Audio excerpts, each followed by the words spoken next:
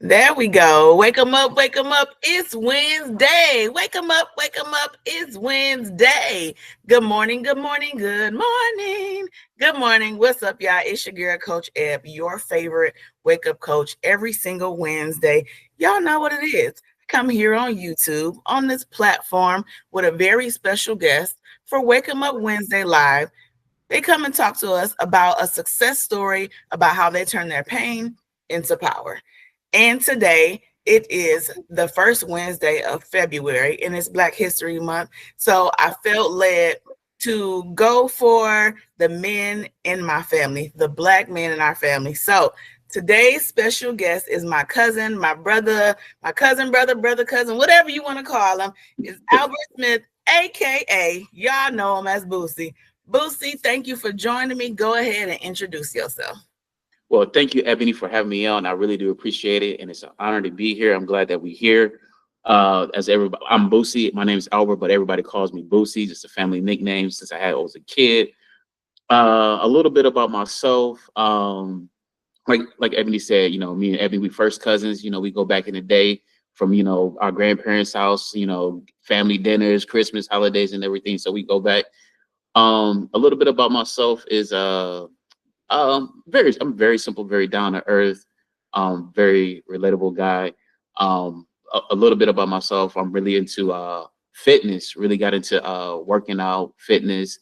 My biggest thing is like I want to be healthy. Like I want to live a long life, and I want to live a life as relatively healthy as I can be. I don't want to be the type of person where when I hit 60 or 70, I go to the medicine cabinet. There's a whole bunch of pills in there. I'm trying to avoid that much as I can. But yeah, but fitness is my thing, working out. But more importantly is, about me. One thing about me, I really do want to help like other people with their fitness goals and help them obtain a winning mindset, a winner's mindset when it comes to achieving your goals. Because it's not just about hitting your goals, but it's not just about losing the weight, but it's about achieving a goal. And once you achieve one goal, you can achieve other goals. It's all one and the same.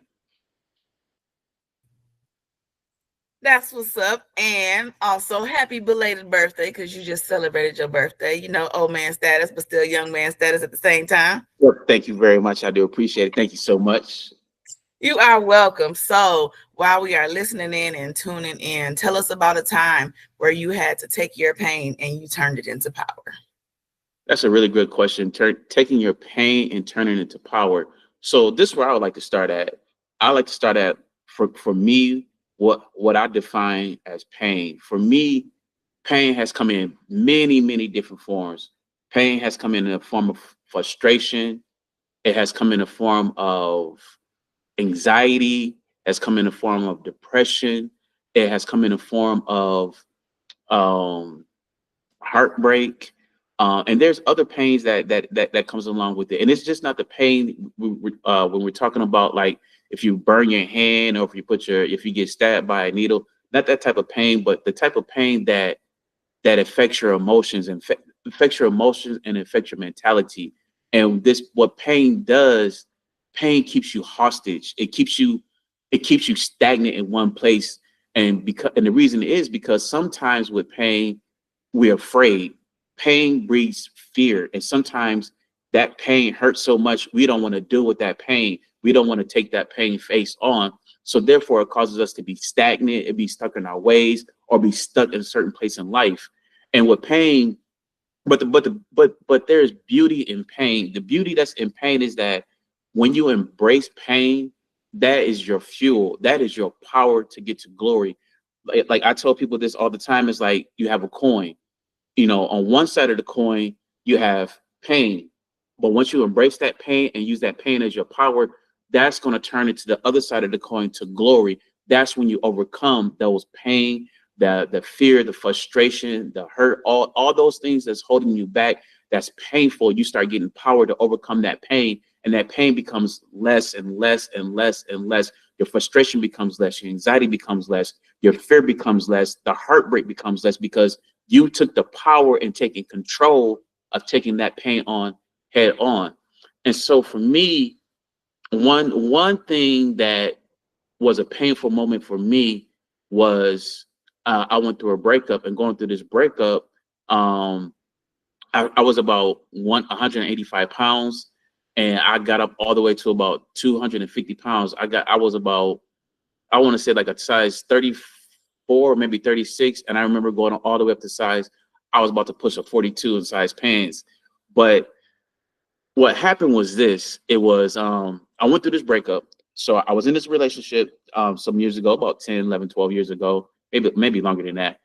But in this relationship, I was dating this girl, and she was somebody that I was thinking about settling down with. But one of the issues that we had was is that emotionally, when I'm trying to get close to her, she would keep pushing me back. In one particular area, like one thing that was one of her issues that she was struggling with was she lost her mom when she was young. When her mom passed away when she was younger. So that had a really major impact on her, how she viewed relationships, just her whole outlook on life. And I could tell that's something that bothered her. And I would ask questions to her, and I would ask her, like, to get her to open up, to ask her about her past relationships.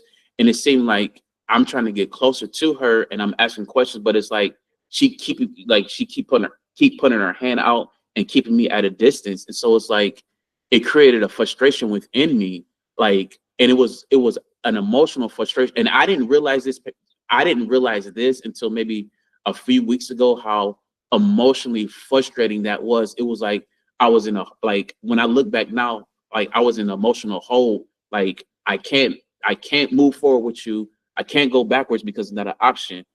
But in this relationship, I try to, it's like this. As a man, you want to bring this person into your life. You want her to be your wife. So I want her to feel comfortable with me. I want her to feel that she's in a safe place. So like I said, I would ask her questions. I would talk to her. I would do a lot of things to try to get her to open up with me. And so I went and bought an engagement ring. And when I bought the engagement ring, to myself, I figured that, man, well, if I get this engagement ring, it'll show her that she can trust me, that she can open up to me, that she can let her guard down. But that didn't work. That did not work at all. And it was just like nothing changed. And on top of that too, and mind you, on top of that, of being emotionally frustrated with her, like, because we were in a church at that time, so we wasn't having sex. So and I'm just gonna be, can I be honest? So I'm gonna be honest. Thank you. So I'm not having sex. I'm not clapping, and you keep pushing me away. Like, I'm be honest with you, I feel some type of way. I feel like I'm trying to get close to you, but all my efforts are in vain. And it gets to the point where I remember it was on a Wednesday. I was sitting on top of the counter in the kitchen, and I call her and I say, we talking and everything. And I asked her a question, and she's like, no. But when I thought about it, I'm like, that was a really quick no. Like, but I didn't think twice about it. But that no, it just did something to me. So that Friday, she calls me, and I'm like, hey, what's up? She was like, hey, can you come over? I said, listen, every time you call me to come over, you always got some bad news to tell me, and I gotta drive 20 minutes to go to your house to hear some bad news, and then I gotta drive back to my house mad because you want to tell me some bad news. I'm good. Whatever you gotta say, you can come over to my house, or you can tell me on the phone. So she tells me, she was like, hey, the other day when I told you no, I wasn't completely honest with you. I lied to you, and for me, it was like, it hurt. It hurt. And because it's like I have been doing everything that I could to show her that I'm here for you. Like, I tried to create a safe place for her, that she could feel comfortable, that she could, open up emotions to me and talk to me and feel safe with me. But that lie broke the trust. And that with everything, I'm not having sex, you keep pushing me away. Then you lied to me. Like, you lied to me. Like, it just did something to me. And so after that, we still try to work things out. Um and then another thing that, she tried to make it seem like it was my fault for the breakup, when no, when actuality, the real problem that we were having is that you wasn't allowing us to grow emotionally together. And then you broke our trust between each other. You broke my trust with you. And, and so it was hard trying to mend the relationship after that. And I remember that because and let me tell you this, Ebony, I planned, I took 6 months to pay for that ring. Like because I knew what at my job, I said I had to get this many sales, I had to get this done, I had to make this amount of money. Like I calculated, I strategically planned out how to get this specific ring that I want to get for her. Like I put all my effort into getting this ring to show her, and it was just like, well, all that being said is like it was I was just so mad, I was so hurt, I was I was frustrated. I can't, and I keep saying the word frustrated, but I can't find any other word really to explain how tight and bothered and emotionally like frustrated I was during that time, because after we broke up, I was working from home. And so what happened was is that I'm so mad. I'm the type of person, when I get mad, I don't want to talk and I get snappy. And I knew that I can't do that while I'm working. So what I would do, I would go to the liquor store. I would go get some Ciroc red berry. Now, for y'all that's out there, I'm gonna give you a little drink tip. I'm gonna get some red berry Ciroc, get some Simply lemonade, and get a little bit of 7 Up. Put the ice in there, liquor first, the juice, and then the 7 Up. Oh, you got your winner right there. And that was my drink to get through my shift. Like I would drink, I would get a fifth, I would drink about half of that through my shift, and I'll be drunk. And then on my lunch break, I would go to Popeyes. And I would do this every day, like because I didn't know how to let that frustration out. It was consuming me. That's what I'm trying to say. It was consuming me. I was so consumed by this frustration because we have been it was like a year of dealing with this. It was like a long span of time of dealing with this, like a year of dealing with this. And so, like I said, I'm drinking all the time. I'm going to Popeyes. Like my eating habits was horrible. And for me, as I look back now, what I did was, to cope with the frustration and the pain, I use alcohol and food as a comfort, as a coping mechanism to deal with that. But me doing that, I did not realize what I was doing to my body. And at a certain point in time, like I said, I went from 185 pounds all the way up to I had to be about 250 pounds. Like I put on a lot of weight. It was like I've never let myself get that big in my life, ever in my life. That was the biggest that I've ever been in my life. And so with that pain, it hurt. But the thing about it was, but the caveat about it is, it was luckily my brother, he was getting married that June, and something clicked. I said to myself, it brought about a change. Even though that happened, I'm glad that wedding came up because it gave me like a goal to focus on. And so when I went and got fitted for my brother's wedding, and I said to myself, I said, I can't go to this wedding being this big. I said, I done let myself go. I gotta do something about this. So what I did was, every morning before work, during lunch, and after work, I would go walking. I would go walking around the neighborhood for 30 minutes on each lunch break. So that was like an hour and a half I would walk. Eventually, I went to the store and bought some resistance bands. And what I would do is, I would do the exercises in the book. I would go on YouTube. I would learn more exercises. And by the time, like 2 weeks before the wedding, I went to go get refitted. What it was is that I dropped 2 sizes, so I dropped down in weight. And so, but I was still big though. And so we go to the wedding. I get back to California, and I keep the momentum. Like I'm like, yo, I like the results that I'm getting, so I keep going and keep going. And eventually, one day, I sign up to get a gym membership because I want to take it to the next level. So when I go to so I get myself ready. I got my hoodie on. I got my workout gear on. I go to the gym, and I'm going inside the gym. First time ever in my life in a gym. Never been there before. Don't know what to expect. Don't know what I'm doing at all in this gym. So I go inside the gym, and I'm looking around. Don't know where to start. So I decide to get on one of the bikes, the cycling machines. So I'm getting on the cycling machines, and I'm looking at everybody. And this is another form of fear, because I didn't know what I was doing, it brought a level of anxiety and fear. So while I'm in there, I'm looking at everybody and I'm perceiving that they're looking at me, but not realizing that they're not even paying attention to me. Like all they're doing is they came in there to do the same thing I'm doing, is to move some weight to get in a better healthy spot.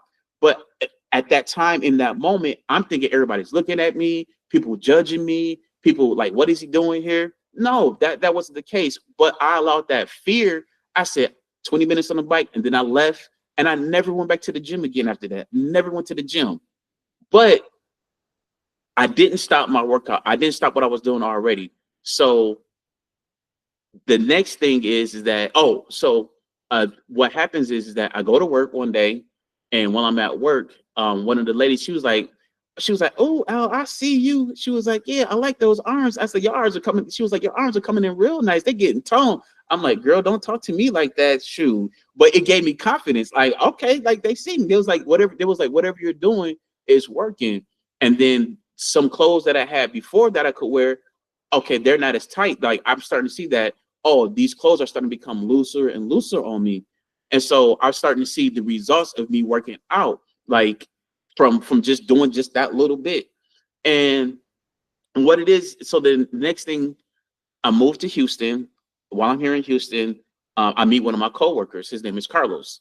And Carlos, he was like, "Man, Al, you need to come to the gym with me." I was like, "Nah, I don't know." He's like, "Al, you need to come to the gym with me." I'm like, uh, whatever, man. And so one day he's like, "Al, bring your clothes to work. After the gym, you bring your ass to the gym with me." And I'm like, "Fine, okay, fuck it, let's go." All right. I go to the gym with Carlos. That first day I went to the gym, I never stopped going. Like I never quit going. Like that from that first day, I just never stopped. And from being around Carlos, he taught me my form. He taught me splits. He taught me how to work chest on this day. The next day, hit legs so you can hit your shoulders, so your chest can rest. Like he taught me, he gave me a great solid foundation when it comes to lifting the weight. He taught me about my squat, how to deadlift, how to bench press, all the main presses, all the main lifts. And then also too, being around him, he helped me with my eating habits, like lean protein, like chicken, fish, salmon. And one thing he would do, he would buy Brussels sprouts all the time, right? And so one day I was at work and I had some frozen Brussels sprouts, and my coworker next to me, she's Cameroon, Cameroon. She's from Africa, right? So she called me Albie. She was like, I got the Brussels sprouts, and she said next to me, she was like, Albie, what is that smell? What is that smell? And I'm like, it's Brussels sprouts. She's like, it smells like you done fried it over here. You can't bring that back over here. You cannot eat that again. And I'm like, bet, all right, Willie, all right, I got you. But whatever he did, it helped me in changing my eating habits. And so, long story short, so at the gym, as I'm progressing along, I'm working out, I'm getting leaner, I'm getting stronger. And I see one of my homeboys at the gym, and I hadn't seen him in a while. And I'm like, "Yo, bro," I was like, "Bro, you getting really, really small, man. You slimming down." And he was like, "Yo, Martin's been helping me with my macros." And so he was like, "Man, get with Martin." So I get with Martin, and Martin is one of the most down to earth person. He's so relatable. Like that's my guy right there. And the two things I learned about Martin, out of all the people in the gym, he's the most consistent and he's the most disciplined person that I've seen in the gym. And so I talked with Martin, and Martin get me on the program we start working. I start working when he started coaching me. And so he starts teaching me about tracking my macros. And so what happens is that he we start in April, and I start off at 204. And during this process of learning how to track my macros and controlling my hunger, I learned a lot of things. I learned things like when I get stressed out, I eat from emotional stress. I will go to the vending machine. I will buy bags of chips because I'm getting stressed. So I'm putting food in my mouth. I'm going over my calories, which therefore caused me to go over my diet for the day. Now I got to talk to Martin. He's like, bro, what happened? And I got to be like, oh, I eat this, I eat that. But he was like, bro, come on, man, we got goals to hit, man. Stick to the diet. But eventually, I learned my bad habits, and to tie this in, going back to the breakup, that was a habit that I never corrected or addressed because I was not aware of it back then. I didn't know that I was eating and drinking to cope with that heartbreak and pain. But in that moment of working with my coach and tracking my macros, I realized that, oh, wait a minute. I eat because I'm stressed and I'm eating out of my emotions. And that was a habit that I had to break. And even with that being said, that, even working out, like, you know, you're working out and sometimes your mind goes to certain places, and sometimes that hurt, that emotional damage to come up, you'll feel that heartbreak. Like let's be honest. Let's be real. Like there was times where I would be in the gym and I'd be working out and I'd be focused. And sometimes, for whatever reason, she may come to mind, and that emotional hurt may come up, and it'll be hurt. But what I would do is, instead of be like, that much, instead of doing that, I start saying, everything that's bothering me, I'm gonna let it out on the floor. I'm not taking it. I'm leaving it here at the gym. So when I would get upset, or when those thoughts would come to me about things that happened in the past that hurt, nah, we gonna leave it here at the gym. So I'm transferring that negative energy into positive energy to transform my body, to build my muscles up. And so to go back to Martin is, I'm working with Martin. I'm learning about myself. I'm learning about my habits. I'm learning, these things that have been bothering me through this process of, because the thing about it is, not only do I want to become in the best shape of my life, I want to become the best version of myself. I want to be the best man that I can be. I want to be the best brother that I can be. I want to be the best friend that I can be. And with that being said, you have to go to those dark places and deal with those dark places. I had to go to the places that hurt, those heartbreaks, not only the heartbreak with her, other women that I had heartbreak with, the frustration of my life where I'm not happy financially where I'm at. I'm not happy with where I'm at in life. Those things are still part of the frustration that causes pain, that causes anxiety, that keep you stagnant. And so to be better, it's not just about me getting to the best shape of my life. I want to become the best version of myself to help other people. And so with that being said, so I'm working with Martin. I'm seeing these gains. I eventually get to the point where now I'm rolling. I'm rolling. Week after week, I'm losing a pound. The next week, I'm losing another pound. Next week, I'm losing another pound. And so from April until I think it was that October, I went from 204 and I went down to 176 pounds. And it was just through learning how to be disciplined. It was through learning how to be disciplined and being consistent. And one thing that I learned is this, Ebony. I learned you have to be committed. You have to be committed to being committed to your goals. And that's the most important thing. No matter what you want to do in life, you have to be committed to being committed to your goal. And so there's a dark part that happened. So um something right before COVID happened, I got to the point where it's like I felt like that frustration kicking in, and I felt like, why I'm coming. I kept questioning, why am I coming to the gym? Why am I doing this? And I really want to quit going to the gym. I really want to stop going. I just wanted to give it up because I felt like it was just fruitless. And I remember one day at the gym, I was talking to one of my homies, and I was telling him, I was like, man, I don't feel like being here. And so we was working out, and at the end of it, he looked at me, he was like, how do you feel? And I stopped and I looked and I put my hands on my shoulders. I was like, bro, man, I'm glad I came, man. I'm here, man. I was like, man, I'm glad. He's like, yeah, exactly. That's what we here for.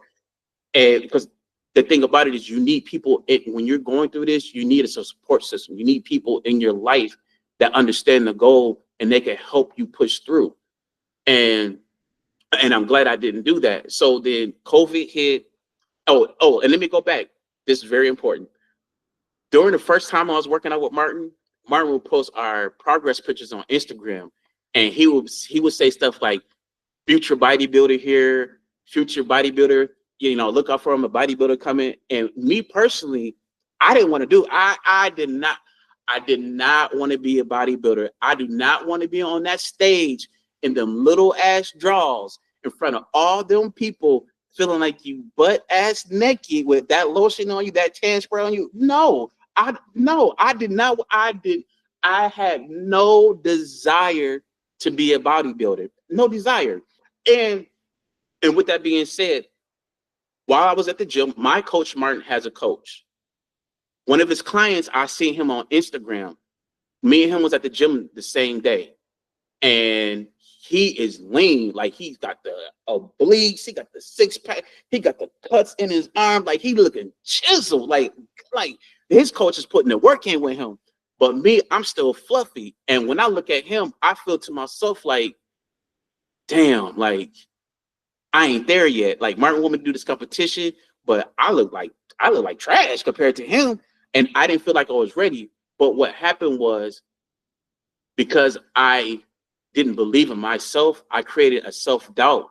And what happened was even if I did compete in that competition, I would have lost because I lost in my mind that moment. In my mind, I had already lost before I got to the stage because I allowed self-doubt to enter in and seep into the inside of me. So COVID happens, everything start opening back up. I go to the gym. I call Martin. I said, Martin, it's time to get back to work. So we had been off of work for maybe like a year or something like that. I don't really remember. But this time around, once we worked from January all the way to October, I've already figured out my bad habits. I've already figured out what my meal prep is. Like I've been through the rough patch. I'm smooth sailing now. Like I got my discipline down, I got my consistency down. So from January, I'm working, hitting goals. I'm every week I'm coming down, every week I'm coming down. I'm staying consistent. I'm going to sleep. I'm getting all the things that I knew to be successful in losing this weight. So from January all the way to about August, me and Martin, I don't send him any updated pictures. He just look at my numbers and he see my numbers coming down. So one day at the gym, I told one of my homeboys, hey, I'm about to flex, take some pictures for me. So I send the pictures to Martin.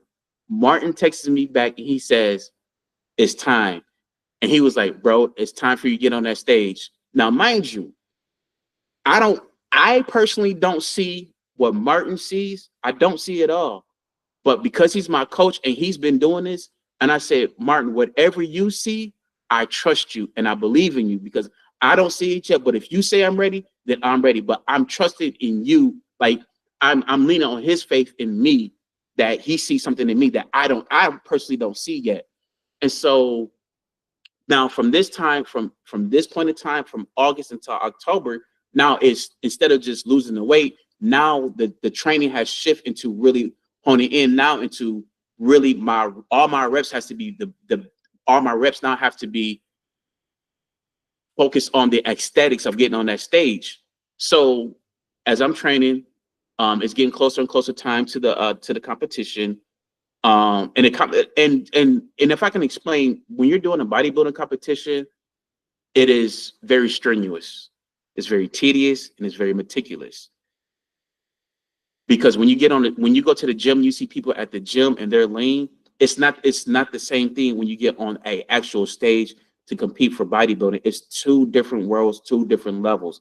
Like what you see at the gym is not like you can see somebody very lean in the gym, but they're not ready to be on that stage for a bodybuilding competition. It's two different worlds.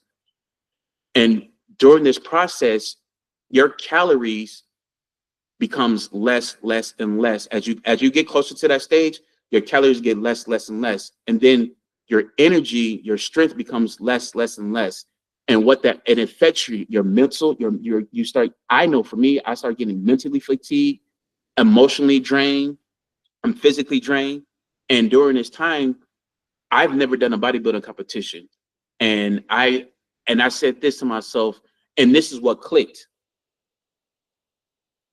I remember what happened with I got psyched out where I defeated myself with old boy. And something just clicked one day. Something was just like, wait a minute. I go to the gym 5 to 6. I go to the gym 5 to 6 days a week, just like everybody else. I got a coach that I pay, just like everybody else. I stick to the diet, just like everybody else. I go to sleep and get my rest, just like everybody else. If they can go on the stage and think that they can win, I can do the same thing. I deserve the crown just like them. They are no better than me. I put the same work as them, and I deserve to win just like them. And I'm being honest with you, Ebony. I'm the type of person is come see me. Like I'm not trying to win. I want to dominate. Like I'm here to put my foot on your neck, and I want you to know that you got crushed. I don't want to win. I want to dominate. I want to obliviate all the competition. And that's just how I am. And so, and that burned something inside of me. Like it made me, I got mad at myself because I allowed myself to defeat my own self. And because the thing about it is, sometimes we don't take out the time to build ourselves up, to build the faith that's within us, to believe in ourselves. And I call it internal greatness. We all have eternal greatness, but we all have to do the things that's going to make us consistent and successful to build our own internal greatness up. And going through this competition, like I said, going back to, it gets tedious and it gets strenuous and it gets really, really, it really does get draining, right? Like maybe the month before the competition, it does get really fatigued and it really gets draining. And there's a couple of things that happen during that time. And it goes, one thing I would say is like going on the stage, I question myself, am I good enough? Do I have what it takes? And these are the same questions that I ask myself in the other areas of my life. Am I being a good person? Am I being good at this? Am I doing the things that I need to do to become better? You start questioning yourself. You go inside, introspective is what I'm looking for, an introspective look of yourself. And you start, it's not that you're afraid or anything, but you just start questioning, am I doing the work that needs to be done to be the best that I can be? For example, am I talking to my mom all the time? Am I talking to my dad? Am I having great relationships with my family so I can be the best brother and son that I can with my family? Am I being a steward, financially responsible with my money so I can be in the best financial situation?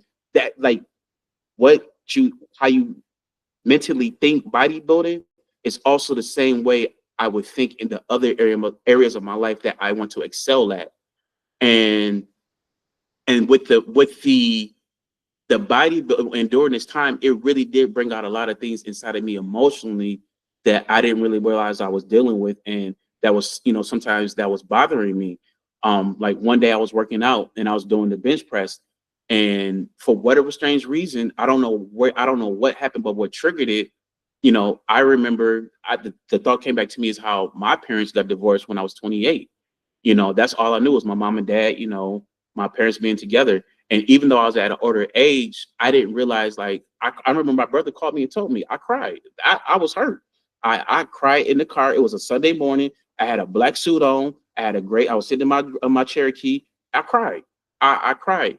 And I remember during that day in the gym while I was working out, I had a flashback of that day when my brother told me, and while I was lifting the weights, the tears start coming down. Like that emotional pain was still there. That emotional pain was still there on the inside. But once again, I didn't allow myself to be defeated by the pain or by the hurt. I say, what, and because I'll always remember the conversations that my mom and dad would have with me saying that, Boosie, hey, this is our relationship. This is, something that happened between me and your dad. Like, don't, this doesn't, what happened to us doesn't mean that's going to be happen to you. Like, I had a lot of conversations with my mom and dad that helped me get in a better place. But whatever it is, that moment, that emotional trigger happened. And I just remember lifting the weights and say, no, Boosie, it's okay. It's all right. You go be all right. It said, it's just one moment. Just you'll be all right. And then I was fine. And then another time I was talking to my dad, and my dad was just, we was having a really, really heart to heart conversation. And he was just telling me some things.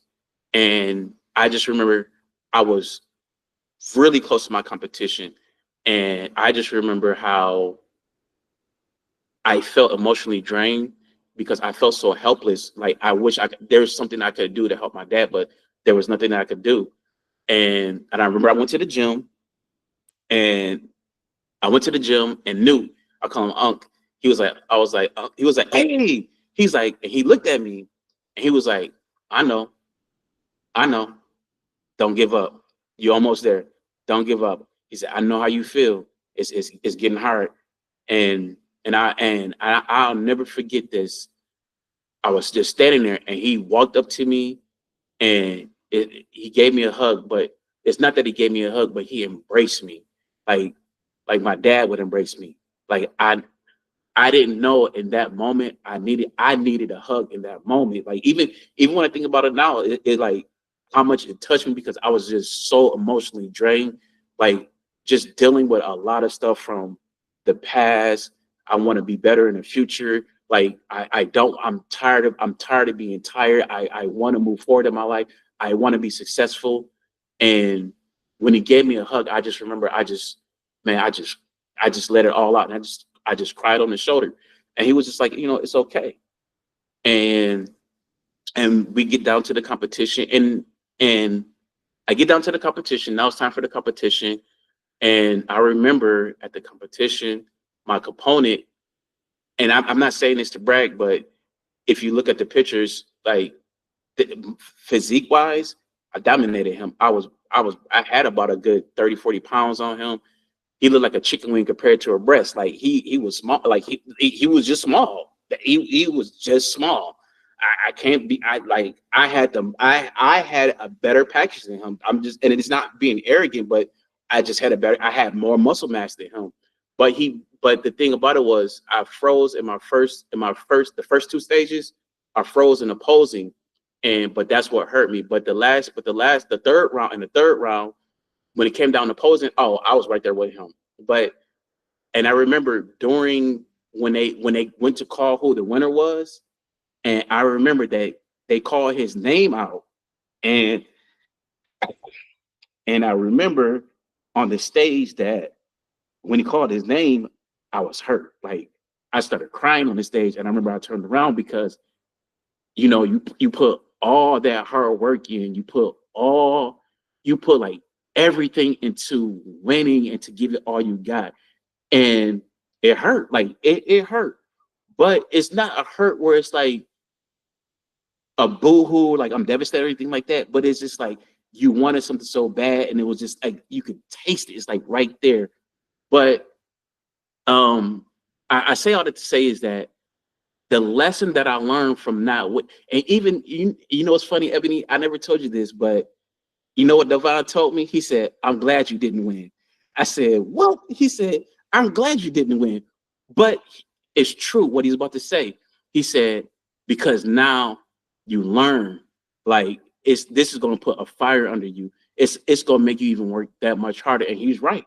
Like I'm glad that I lost because that feeling of losing in that moment, it fuels something in me like I don't want to feel like this again. But all in all, what I'm saying, and I'm going to tie some of the things that I said earlier, going back to like I said, there was a time where I wanted to quit. When I got on the stage and I saw like I never from going to 250 pounds, I went from when I weighed in for the check-in on that Friday to 165 pounds, seeing myself being in the best shape of my life. And I said to myself, I'm glad I never quit. I'm glad I didn't allow myself to quit what I want to quit. I'm glad I never gave up. I never gave up on myself. And I'm glad that I reached out to find the people that help to find the right people that was going to help me get to where I want to go in life. And it started with the bodybuilding competition. And also too, I didn't allow myself to be afraid. I didn't allow previous hurts, previous past, previous mistakes that happened to me. I didn't allow that to hinder the future or the vision that I had myself that I want to attain that I was moving forward towards. And I'm I'm just grateful that I stuck with it and I didn't give up on myself because the one thing about it is that like I said earlier, and I'm tying this to earlier, it's like we are gonna have pain. We're all gonna have hurt. Everybody, it's called life. We're all gonna lose somebody. We're all gonna have to say goodbye to somebody. We're all gonna lose a job. We're all gonna go through a heartbreak. This is something that we're all gonna have to do. But at the end of the day, you don't have to be held back because of it, and you don't have to be held in place of it, and you don't have to be afraid of that because, like I said, you have pain, but on the other side of the pain is your glory, and your pain is the fuel to get to glory. That pain, that pain that I felt is that when I felt like I couldn't push out another rep, I would think about how it hurt. Now I got 3 more reps in me. I use that pain as my fuel to push through when I felt like giving up. When I feel like I don't feel like picking up this weight, I don't feel like getting up in the morning to put my shoes on, to put my clothes on, to go to the gym. I don't feel like doing it. But I use that pain because I don't want to be there anymore. I use that pain to fuel me to go forward. And so with that being what to tie it all up, pain is so necessary. Pain is it's it's like going to a it's like going to a trash, right?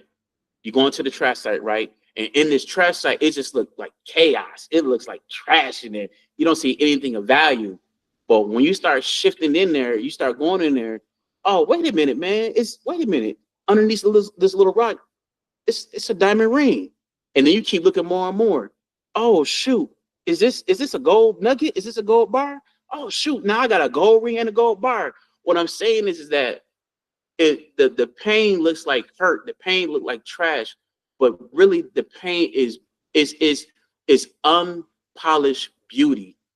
And the more you take control and face that pain head on, the more you polish it, and then you start seeing the beauty in that pain. But then the benefit of it is you start seeing the better version of yourself. You start seeing the person that you want to become. You start becoming you start building up that internal greatness within yourself. I took some notes because I had to. I had no choice but to take notes. You said so many words that you turned to alcohol and food to comfort yourself as your coping mechanism. Yep. And then another thing, you said you were putting in your all into the relationship to where you felt like you took the time out to plan out. I want to be intentional. This is the ring I want to get. This is what I want to do. This I'm focusing on what do I have to do to be able to get this ring over the course of 6 months. This is what I have to do. I have to work this many hours, do this many sales, this many bonuses, this much overtime for this ring, because this is where I want to be. With the heartbreak came the coping mechanism. And then after that, you had a new focus, which was the wedding. Yep. So the wedding came along, and you was like, yeah, I can't go looking like this. And I actually remember you saying that. You was like, yeah, I can't do this, Doc. Okay, all right, do you? But you had a change of focus. Your focus shifted to, I'm in this wedding. Let me do what I have to do. And you dropped down 2 sizes for the wedding. But then you didn't stop after that. That's not where you stopped. And what you were doing, you were going to work, you were hearing the compliments. The compliments boosted the compliments boosted your confidence. And you was Yeah. like, okay, these people are seeing something that I am not 100% seeing, because even though my body is changing, I can't see it for myself the way they're seeing it. But y'all kind of boosted my confidence. Yeah. I might be looking kind of all right if that's what y'all saying.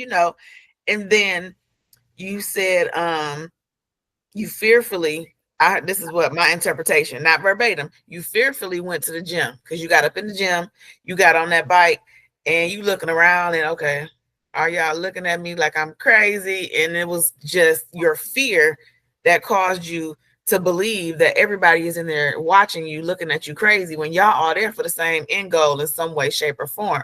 But you said fear took over, and after 20 minutes, you dipped. Mm-hmm. Then you said you met your boy, and this is where the word community. We got to have community. You need community. You need somebody around you that is rocking with you, that is in the same goal, yeah, that understands your goal, frontwards, backwards, inwards, outwards, and they rocking with you. And when you fall off, they are going to hold you accountable because he kept saying to you, what? Hey, you should go to the gym. You should go to the gym. You should go to the gym. Nah, I'm good. I ain't going to. You ain't gonna get me up in the gym. And then he was like, hey, Yep. bring them clothes. Bring them clothes. We going to the gym. And so Yeah. you make me bring my clothes to work and we just don't go. You know what I'm saying? You have to have a community that holds you accountable, right? But Mm-hmm. on the flip side of that, we have to be open to receive the accountability that our community is giving. Because a lot of us, yeah, we got people around us that we're trying to hold you accountable, but I don't need that. Uh, I don't want to look. This is Coach Ebb talking from Coach Ebb perspective. I don't want to look like a chunky monkey for the rest of my life. Okay, Right. so Right. I have to be open to hear constructive criticism. Sometimes that constructive criticism ain't gonna sound the best, but Or it's hurt. for my good though. At the end Yeah. of the day, and like you said, pain is the fuel to get to the glory. So you And, have and your focus, your confidence, and a community. and can I add something to the community? Yeah, go ahead. Community is so important because when you this is the thing about it is when you have a goal and you're especially trying to change things in your life, everybody's not going to understand. You're going to lose friends. People are going to tell you that you're doing too much. And and I remember doing when I went through my bodybuilding competition, people would ask me, hey, won't you come hang out with us? I had to say no because I don't want to go eat and I don't want to go drink. And it's not anything personal against them, but they don't understand the like you may have a when it comes to fitness, their most regular people goal is here. My goal is way more extreme. So I have to be way more extreme. And because of that, those people are not following me on that path. So you're going to lose some friends. People are going to talk about you. People are going to, like I said, they're going to say that, oh, you doing too much. They go try to downplay your goals and what you're trying to do because they don't see the vision for them. They can't see themselves doing it. So they feel like you shouldn't be doing it. But the benefit of community is like it goes back to like I said earlier. When I want to quit, my homeboy asked me, "How do you feel now?" I was like, "Man, I'm glad that I came." You need people in your community when you feel like when you're down to your last leg, they go come and put their arm on you and pick you up, and they gonna help carry you. And then when they get down, you're gonna pick them up to carry you because we got goals that we gotta hit. Like we are a team, like we in this together. We're trying to get somewhere together, and having a community is so important. You have to surround birds of a feather flock together. You have to put yourself around the same like-minded people. It's so important.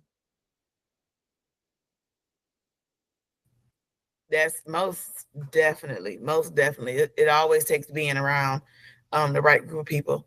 And then, like you said, you're gonna lose out on some folk. Mhm. You really are. In any type of process that you're going through. For example, you said yours was heartbreak. This could be with financially. If people don't understand your financial goal and they like, okay, you don't have to do all of that. I do, because it's not Yes. your goal, it's mine. This is what I have to do to get to where I want to be. And this is what I'm planning on. This is how I plan on doing it. Yep. And you ain't rocking with me. I'm sorry, but I'm not sorry because this is about me and my goals, and I have to do what I have to do to achieve those. Um, Something else that you said was that you were committed. You were Hmm. committed, and not only did you want to win, you wanted to dominate. It's one thing to say, yeah, I want to win, but I don't know. Maybe it's just me because the way I say dominate is like dominate, like, oh, I want to win. No, it would just go a little bit harder if you say dominate. You know what I'm saying? Yeah. Like When I say dominate, I just really want to let you know you never had a chance when you came against me. You never had a chance. That part, that part. I'll let you think you had a chance, but really, bro, when you stepped in that door, you lost. You just didn't know it yet. Exactly. And then you talked about also with being committed takes dedication, committed and dedication, and you have to be determined. If you don't have the determination, um, this is a question, because sometimes that determination is like, okay, yeah, it's like people say they're determined, but what happens when you start out with that determination? You feel determined in the beginning. You said there were many a times that you was in a gym, and you know what? Why am I doing this? I like, do I have to do this? Do I have to go this hard? So in those moments when you were in the gym and you felt those moments of, yeah, I'm in here doing this, and is this really necessary? What did you do? Or what did you or didn't you do to be able to keep yourself going? What did you have to do for yourself? That's a really good question. And you said the question is why, and that's actually the biggest. That's where you need to start at. You have to figure out, why am I doing this, and your why has to be so big that it has to be so big that you're that nobody can come in, nothing in life can make you change. Why am I doing this? And for me personally, my why was because I was sick and tired. I my why was I never, I never ever wanted to go back to being that big. I refused to go on back to being that big. But also too, my other why is that I want to be strong, and I want to change. Like, there's things in my life that I wanted to do, and I want to become, and that was my why. Like, my thing was the things how I was before, where I was at before, never again. I never want to be there again. And I knew that by me going to the gym and me doing this, I knew the benefit of doing it. Why I go to the gym? Because it gives me discipline. Why I go to the gym? Because it makes me learn time management. Why I go to the gym? Because I'm learning how to track my macros and understanding my calories and this and that. But more importantly, why I'm doing this, because I'm getting older. I'm getting older. I don't have kids yet. I want to be able to play with my kids. I may not be able to run with them as much as, if I was younger, but I want to be healthy and I want to be around for a long time. But also too, and just being completely transparent with you, another thing too is, like, when we lost Andre, like, that was I said to myself when he passed away at 35, I said, I want to live my life to the fullest. And I said to myself that I do this because I know that this is going to give me longevity. This is going to help me add years to my life. Like, because I want to live. I want to live. And that's the why. But then also too, I just want to throw this in there. Some people talk about motivation. Like, motivation is cool, but motivation is not going to keep you going day in and day out. That's not going to be the motivation. What really is the motivation is, if I don't do this, if I don't get up and do this, then this is going to put me behind. For example, if I don't get up and go pay this light bill, then tomorrow my lights is going to be cut off, and I ain't got no lights. I'm going to be sitting in the dark. That's pain. That I'm putting myself in a bad situation. If I don't go to the gym and be consistent, then I'm allowing procrastination to slip in. You have to, it's not about motivation, but it's about the benefits of, why am I doing this? Because it benefits me. I love going to the gym, because when I get out the gym, I feel that unless you've been to the gym and you worked out, there's a feeling that you get from those endorphins being released, the dopamine being released. It gets you in a completely different state. It's so rewarding after you work out. You may not, like I said earlier, there's times where I don't want to I don't want to get off the bed. I don't want to have to, because I will get up at 1 o'clock in the morning, 2 o'clock in the morning to be at the gym. I go to sleep at 7:30 at night. I hear little kids outside playing. It's still bright. I don't want to go to sleep that late. I mean, that early in the day. I don't want to do it. Right. But I'm doing it because my body needs to rest. Like the thing about it is that, and I'm tying this all together. Your why has to be strong enough to keep you going. You got to understand the benefits. How is this benefiting me? And you don't have to rely on motivation. You just have to be committed to being committed to your goal. That's it. And then to tie this in, you have to have a goal. You have to have a clear set goal worked out. You have to have an action plan. And let me go back to goals. You got to have a goal that's attainable. So, for example, say if you got the next 5 months. In 5 months, I want to lose 50 pounds. Well, then we got 5 months to lose 50 pounds. We could break it down into, well, 10 pounds a month. And then we could break that down into about 1 to 2 pounds a week. That's going to, like, if we break it down like that, it's attainable instead of like, oh, I got to lose this whole 50 pounds. No, let's break this goal down. And that we're going to take this first 10 pounds. We get this first 10 pounds. Boom. We have fifth there. Now we at the next 20 pounds. We got 20 pounds down now. We got 30 more pounds. It's you put this goal in attainable, you put it in attainable, actionable goals, things that you can do on a day in and day out basis. That's where the consistency comes in at. And then that's what gives you the discipline. Because you have to be disciplined to get to consistency. They're one and the same. You can't have discipline without consistency. You can't have consistency without discipline. That's good. That's yeah. That's it right there. So, let me see. Let me see. To that person that is currently beating themselves up about their goal, to that person that set that goal, they tried and tried and tried. They're still going, but then now they tried for the fourth time and they stopped and they beating themselves up. What would you say to that person that tried 4 times and stopped? That's another good question. I mean, you're asking some really good questions. That's a good question because you know why? We've all been there and we've all done that before. And I'm going to say this: the most important thing is it's two things. The first thing I'm going to say is grace. You have to give yourself grace.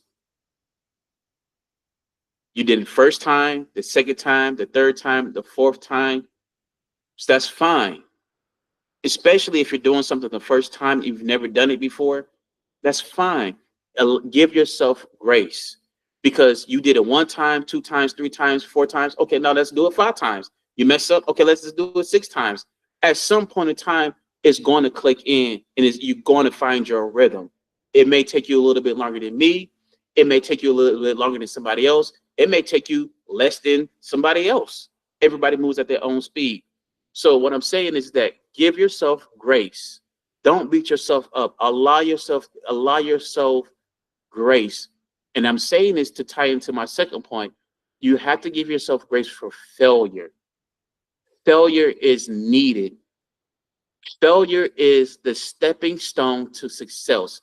Like how pain and glory is two sides of the same coin. Well, failure and success is another coin.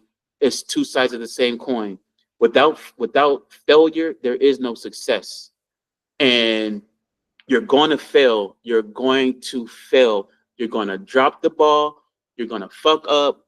You're going to let's be clear. And even you're going to hurt other people. You're going to say things to other people. You know, you're going to fail in some type of way, and it's okay. You have if I can go back and some of the things that when I was like competing and lifting and everything, one of the things I would tell myself, like, it's okay to fail. And and to be honest with you, even with failure, and I'm saying this to get to this point, you have to develop a better relationship with failure. Failure, all it is just control practice to success. That's all it is just control practice to success. That's all failure is. And it's just like Thomas Edison with the light bulb, where he said he tried 1,000, he tried 1,000 times, but what he didn't fail. He just learned 1,000 ways that didn't work. And so when that next one came around, 1,001, he hit it. We got light bulbs in the house. So it just took him 1,000 ways of figuring out how it didn't work until he found that one that did work. And you got to give yourself failure because, like I said, I'm gonna just use myself as an example. When I first got with Martin and I was going through my calories because I was emotionally eating, I struggled. I would eat Twinkies, I would eat chips, I would eat cookies, and I dropped the ball. I failed. I messed up, but I didn't beat myself up, and I allowed myself to tighten up. Okay, because I don't like those numbers going up. Well, I need to do something to tighten up. And so you just give yourself grace and embrace the failure, and don't look at it as failure. Just look at it as control practice to success. That's all you're doing. It's control practice to the success of your goals. Failure is controlled practice to success. That's the best thing I done heard about failure. You said the first thing that person needs to do is give themselves grace. The second thing you said, grace for failure, because it's Mm-hmm. not failing, it's figuring out what does not work. But we hear the word Mm-hmm. fail and failure so many times, and we get bummed out and we get depressed and we get mad and we get pissed off. And then we be like, you know what? Forget this. I don't even want to do this no more because it's not working. No, it will work. You just have to find the right solution, the right strategy, the right plan that works for you. So, what I Mm-hmm. hear you saying is in anything that you do, whether it's for fitness, whether it's relationship, whether it's mental, emotional, spiritual, financial, be honest on what does and does not work for you. The faster you find what don't work for you, are you gonna find what work for you? Yep. That's Yep. dope. That's dope. Do you have any last words for us before we shut this down? Because this has been you done said some things for me. I got so many notes over here. I done do it all over this paper. Okay. You have any last words for us before we let everybody go? My last words would be to anybody that's listening is will be this: you're okay. You're all right. I know that it hurts. I know that it stings. I know that I know the feeling of how you want to scream, you want to yell, you want to throw pillows across the room, you want to cry, you want to let it all out. Hell, I started drinking. But I want to encourage everybody to know that you are stronger than what you think. Everything that you need to accomplish your goals is you already have it. You don't have to look outside of yourself.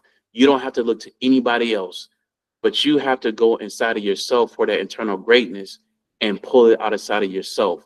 Like if I look at it like this, if I can, if me, if I can get in the best shape of my life and go do a bodybuilding competition that I never really want to do and get on that stage, anybody can do it. Anybody, if you want to know, if you want to lose weight, if you want to be in a better financial position, if you want to become whatever version of yourself that you want to be, you can do that. And it's within you. You have all the tools that you need. And just let you know that you are going to be okay. You're going to be fine because when you come out of the other side, you're going to have a completely different perspective on life. You're going to value things differently, but you're going to have a better value of yourself because when you overcome the pain, you're going to appreciate yourself more for being so strong and so disciplined. And you're going to see, like, I did not know that I had that in me. You're going to discover a new you. So whatever you're going through, whatever's happening in your life, You may feel you feel that pressure in your life. I just want to let you know that it is you're going to be okay, and that you're going to get through this. It's going to take time, but you will get through this. You just keep putting in the work, keep going forward, don't stop. You will get to that other side. That's so good. Again, yeah, this is my cousin Boosie. I'm gonna say Boosie, aka Al, aka Albert Smith, but y'all all know him as Boosie. I appreciate, I thank you for joining us, for telling us your pain into power story. This has been absolutely enlightening, amazing. I done learned a few things, and something I didn't even realize about myself is at a certain point when it comes to this fitness journey that I am currently on, not to say currently on as in I'm gonna stop. No, this is like, because like you, I don't have children yet either, and I want to be able to run with mine and do cartwheels and all that stuff too. I don't know what that's gonna look like, but I want to do it. Okay, I want to do it. So I thank you, because it has taken me, while you were speaking, in areas that I still had not been honest with myself about when it comes to fitness. So it made me start thinking about that. And now I need to sit down and recalibrate, because what I started to do wasn't working because I wasn't fully honest with myself. So I thank you for speaking and being 100% yourself, being real, raw yourself all the way head to toe, because it has allowed me to think about some things that I need to um, tweak so I can continue, so I can be honest, fully honest with myself on this journey that I'm on as well. So I thank you again. Happy birthday yesterday, since Thank you you, thank you. spring chicken over here or whatever. Okay. So y'all, thank y'all for tuning in. Thank y'all for watching. If y'all watching live, hey, y'all got the whole story. If you just joined us, go back and catch this replay, because this here, y'all need all this in y'all life. Okay. Y'all need all this. Listen, until next Wednesday, I will have another black male that is my cousin, aka my brother, joining us for Wake 'em Up Wednesday. So up until next Wednesday, I holla. Y'all have a great Already. evening, and we'll see y'all later.